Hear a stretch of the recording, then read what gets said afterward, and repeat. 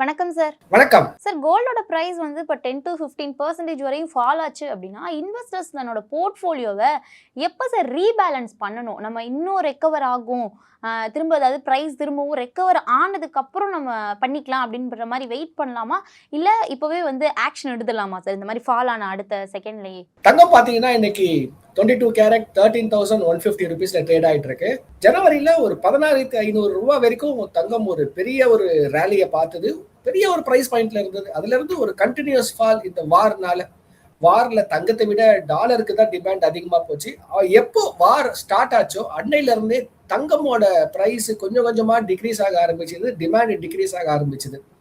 நீங்க ஒரு இன்வெஸ்டரா தங்கத்தை மட்டுமே வாங்கணும் அப்படின்னு நினைச்சீங்கன்னாக்கா கண்டிப்பா தங்கம் வந்து 2024 2025 கொடுத்த ரிட்டர்ன் 2026 கொடுக்க போறது கிடையாது. தங்கம் ஒரு இம்பார்ட்டன்ட் அசெட் கிளாஸ், ஒரு இம்பார்ட்டன்ட் ப்ராடக்ட். ஆனா அதை மட்டுமே வாங்கணும், அதுலதான் எல்லா காசும் இன்வெஸ்ட் பண்ணணும் அப்படின்றதுதான் ஒரு தவறான ஒரு கண்ணோட்டம் அது. சோ என்ன பண்ணுங்க, தங்கம் ஒரு 15% இருக்குதா உங்க நெட்வொர்க்ல, அது போதுமான அளவு. மேக்ஸிமம் 20% இருக்கு வச்சுக்கலாம், அதுக்கு மேல தங்கம் தேவையில்லை உங்களுக்கு. சார், ரீசெண்டாக கோல்டோட ப்ரைஸ் வந்து இப்போ கம்மி ஆயிடுச்சு, அதாவது கரெக்ஷன் ஆயிடுச்சு. ஸோ இந்த மாதிரி ரீசன்னால நம்மளோட போர்ட்ஃபோலியோவில் அந்த கோல்டோட அலோகேஷன் நம்ம டார்கெட்டை விட குறைஞ்சிருச்சு அப்படின்றத எப்படி சார் ஐடென்டிஃபை பண்ணணும்? இப்போ இன்வெஸ்டர்ஸை பொறுத்த வரையும் எப்படி நம்மளோட டார்கெட்ல இருந்து கோல்டோட அலோகேஷன் குறைஞ்சிருச்சு அப்படின்றத இன்வெஸ்டர்ஸ் எப்படி சார் ஐடென்டிஃபை பண்ணணும்? பாருங்க, 2 ப்ராடக்ட் உங்களுக்கு கம்பேரிசன். ஃபர்ஸ்ட் ஒரு ஸ்டாக் எடுத்துக்கலாம். ஒரு ஸ்டாக் அப்படின்னும் போது அந்த கம்பெனி ப்ராஃபிட் பண்ணுது. அந்த ஒரு ஸ்டாக் ஏதோ ஒரு பிரைஸ்ல ட்ரேட் ஆயிட்டு இருக்கு. அந்த கம்பெனி பண்ற ப்ராஃபிட்டோ அந்த ஸ்டாக் ட்ரேட் ஆயிட்டு இருக்கிற பிரைஸுக்கும் எவ்வளவு பிரீமியம் பே பண்றாங்கன்றத நம்மளால ஈஸியா சயின்டிபிக்கா கணிக்க முடியும், குவான்டிடேட்டிவ். ஆனா தங்கத்தை பொறுத்த வரைக்கும் அதுக்கு ஒரு வேல்யூவேஷன் ஜோன்ன்றது கிடையவே கிடையாது. பியூரா வந்து டிமாண்ட் அண்ட் சப்ளை. நிறைய பேர் வாங்கினா விலை மேல போகும், யாருமே வாங்கலைன்னா விலை கீழே போகும், இவ்வளவுதான். ஸோ தங்கம் வந்து என்னோட டார்கெட் பிரைஸை விட இப்ப கீழே இருக்கு, என் டார்கெட் பிரைஸை விட மேல இருக்கு, இப்படி நீங்க டார்கெட்டே செட் பண்ண முடியாது. தங்கத்தோட ஒரு பியூட்டி, தங்கத்தோட ஒரு ஒரு உண்மையான ஒரு நல்ல விஷயம் என்ன அப்படின்னாக்கா, தங்கம் வந்து ஒரு ஷாக் அப்சார்வர் உங்க போர்ட்ஃபோலியோல. நீங்க நிறைய ஈக்விட்டிஸ்ல இன்வெஸ்ட் பண்ணிட்டீங்க, மார்க்கெட் எல்லாம் கீழே போகுது, தங்கம் உங்களை காப்பாற்றும். நீங்க இன்வெஸ்ட்மெண்ட் தங்கத்துலதான் ஸ்டார்ட் பண்றீங்க, தங்கம் எப்படியும் ரேலியை கொடுக்கும் லாங் பீரியட் ஆஃப் டைம்ல. இன்னைக்கு இருக்கிற ஜெனரேஷன் மட்டும்தான் ஜனவரியில இன்வெஸ்ட் பண்ணிட்டு கைய காலெல்லாம் இப்படி முடுக்கிட்டு உட்காந்துட்டு இருக்காங்க. ஐயோ தங்கம் பிரைஸ் 16,000 இருந்து 13,000 வந்துருச்சுன்னு. ஏங்க, உங்க அப்பா இன்வெஸ்ட் பண்ணது, உங்க தாத்தா இன்வெஸ்ட் பண்ணது, they all invested for 50 years, 50 years, 50 years, another ஒரு 50 years. இப்பவுமே கொஞ்சம் டைம் கொடுங்க, தங்கம் திரும்பவும் மேல வரும். டார்கெட் பிரைஸ் தங்கத்துக்கு நம்ம ஃபிக்ஸ் பண்ணவே முடியாது சார். ஜியோ பொலிட்டிக்கல் டென்ஷன் இன்னும் வந்து குறையல, ஸோ அந்த மாதிரி தான் இருக்கு. ஸோ இந்த மாதிரி ஒரு சிச்சுவேஷன்ல கோல்டு பிரைஸ் டிப்பு ஆன ஒரு பையிங் ஆப்பர்ச்சுனிட்டியா நம்ம வந்து பை பண்ணலாமா, இல்ல மார்க்கெட் சென்டிமெண்ட் வந்து சேஞ்ச் ஆயிருச்சு அப்படின்ற மாதிரி நார்மலா எடுத்துக்கலாமா சார்? தங்கம் நம்ம பாத்தீங்கன்னா நம்ம தமிழர் பண்பாடுல ஒரு 5000 வருஷமா இன்வெஸ்ட் பண்ணிக்கிட்டே தான் இருக்கும். தங்கத்தை பொறுத்த வரைக்கும் நம்மளோட கல்ச்சர்லயே அது இருக்காது. எதுக்கு யூஸ் பண்றோம்னாக்கா, ஆபத்து காலங்கள்ல எமர்ஜென்சி ஃபண்டா தான் நம்ம தங்கத்தை யூஸ் பண்ணுவோம். ஸோ எமர்ஜென்சி ஃபண்ட் அப்படின்னு சொல்லும்போது தங்கம் வந்து இன்ஃபிளேஷன் கொடுக்கக்கூடிய ஒரு ரிட்டர்ன்ஸ், இன்ஃபிளேஷன் 6% தங்கம் 9% இருந்து ஒரு 10%. ஸோ 10% ஆஃப் ரிட்டர்ன்ஸ் நீங்க தங்கத்துல இருந்து எதிர்பார்க்கலாம். தங்கம் 2022, 23, 24, 25 ஒரு பெரிய ஒரு ரேலி, எதிர்பார்க்க முடியாத ரேலி, அதிகபட்சமான ரேலி. இவ்வளவு ஒரு பிரைஸ் பாயிண்ட்டுக்கு அப்புறமும் 2026லயும் நீங்க ஒரு பெரிய ரேலியை எதிர்பார்க்கறீங்கன்னா அது அந்த அளவுக்கு கொடுக்காது. அது ஒரு பெரிய ரேலியை கொடுத்துட்டதுனாலதான் இன்னைக்கு டிமாண்ட் இல்லாம இருக்கு தங்கத்துக்கு. யாரும் வாங்குறது இல்லையே, சென்ட்ரல் பேங்க்ஸ் வாங்குறது இல்லையே, ஒன்லி ரீட்டைல் இன்வெஸ்டர்ஸ். அவங்களும் என்ன பண்றாங்க, ஜனவரியில வாங்கினவங்க எல்லாருமே இப்ப வந்து ஒரு ஃபியர்னால விற்க ஆரம்பிச்சிட்டாங்க. ஸோ தங்கத்துக்கு டிமாண்ட் கொஞ்சம் ஸ்டெப் டவுன் ஆகிட்டே தான் இருக்கு. சரி, இப்போ ஸ்டாக் மார்க்கெட் வந்து ஒரு ஆல் டைம் ஹைல இருக்குது அப்படின்னா கோல்டோட பிரைஸ் வந்து ப்ரெஷர்ல இருக்கும். ஸோ அந்த மாதிரி சிச்சுவேஷன்ல கோல்டர் ஈக்விட்டி மார்க்கெட் ரெண்டையுமே வந்து எப்படி சார் பேலன்ஸ் பண்ணணும்? ஸ்டாக் மார்க்கெட் முதல்ல இப்போ ஆல் டைம் ஹைல இல்ல. நம்மளோட ஆல் டைம் ஹை பாத்தீங்கன்னாக்கா ஜனவரியில 85,000 டச் ஆச்சு. டெக்னிக்கலி 86,400 வரைக்கும் ஸ்டாக் மார்க்கெட் போச்சு, சென்செக்ஸ் கூடிய இண்டெக்ஸ். ஸோ இந்த வருஷத்தோட ஹையஸ்ட் பாயிண்ட் பாத்தீங்கன்னா ஒரு 52 வீக் ஹைல 85,000 சொல்லலாம்.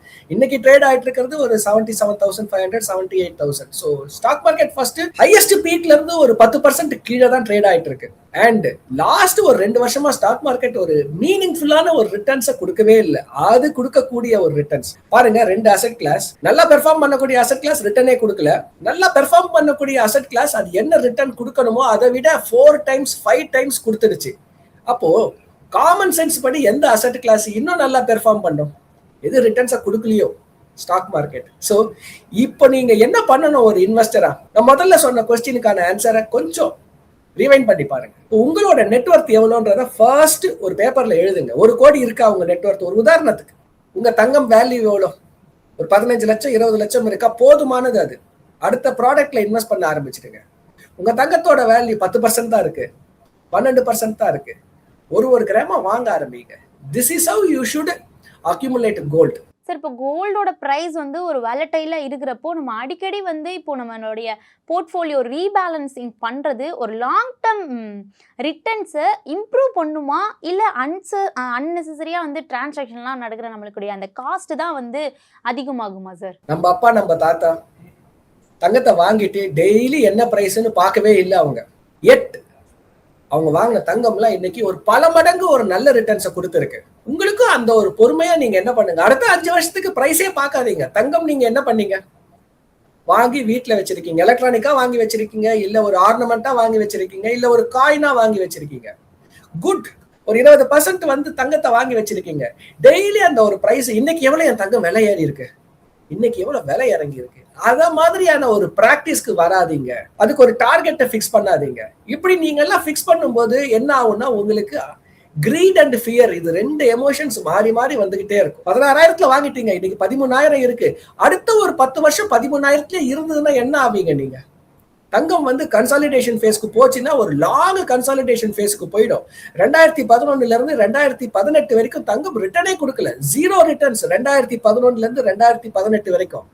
சோ அத மாதிரியான பீரியடும் தங்கம் வந்து ரிட்டர்ன் கொடுக்காத பீரியடும் இருக்கு. 4 வருஷம் ரிட்டர்ன் கொடுத்ததுனால எப்பவுமே டெய்லி தங்கம் மேல போகும்னு வாங்க ஆரம்பிச்சீங்கன்னா that is a bad strategy for your finance.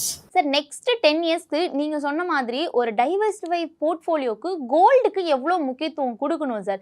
Central bank gold பையிங்காக இருக்கட்டும், இல்லை இன்ஃப்ளேஷனோடைய அந்த ரிஸ்காக இருக்கட்டும், குளோபல் அன்சர்டனிட்டி, ஸோ இந்த மாதிரி ஃபேக்டர்ஸ்லாம் வந்து கோல்டுக்கு என்ன மாதிரியான இம்பாக்ட் இப்போ கொடுக்குது சார்?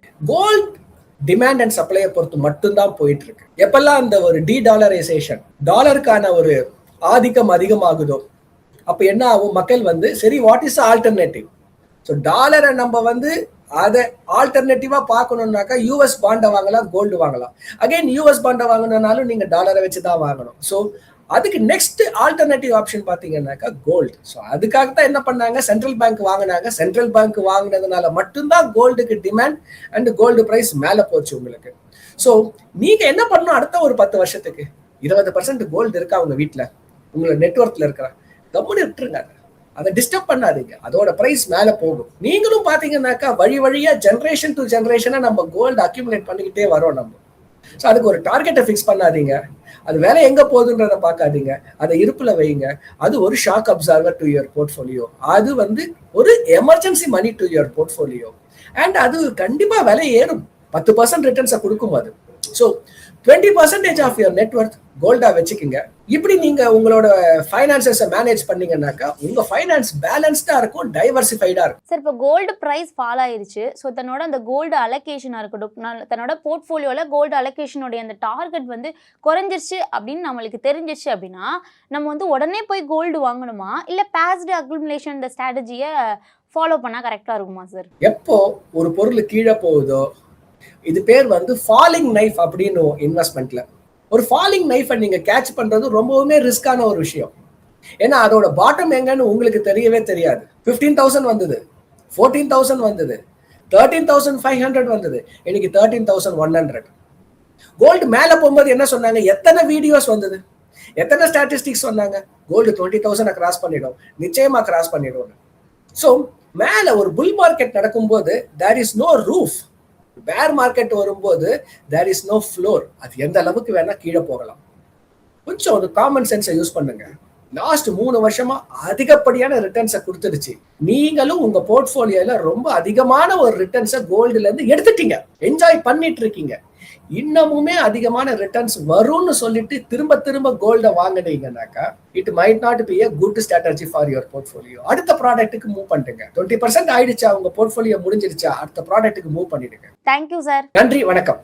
மேலும் ஈடி தமிழ் சேனல்ல வரப்போகும் பிசினஸ் மற்றும் அது ரிலேட்டடான வீடியோவை பார்க்க உடனே கீழே இருக்க சப்ஸ்கிரைப் பட்டனை கிளிக் பண்ணுங்க.